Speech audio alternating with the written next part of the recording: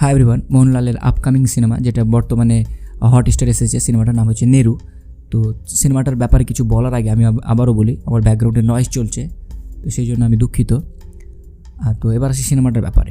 তো ফাইনালি সিনেমাটা দেখলাম এবং আমি শুনেছিলাম সিনেমাটা বক্স অফিসে ভালো হিট হয়েছে।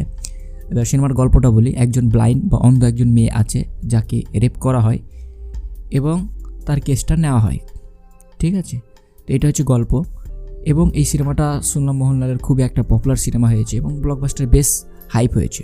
তো এটা আমাকে কেমন লাগলো এটা আমি কথা বলবো।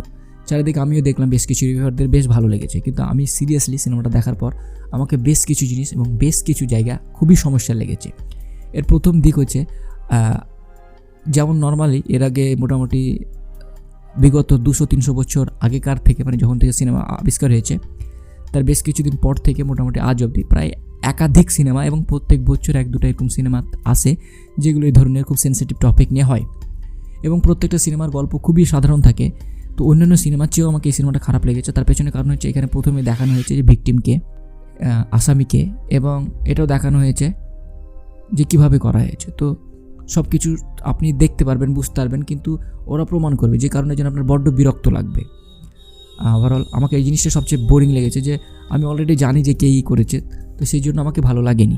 এবার আমি তার পরিপ্রেক্ষিতে বলবো যে আমাকে কেন ওই জায়গাটায় একটা সিনেমা আছে দেখবেন, জনগণমন বলে, ওই সিনেমাটা দেখবেন যে অ্যাকচুয়ালি সিনেমাগুলোকে আমাদের কীভাবে রিপ্রেজেন্ট করা উচিত।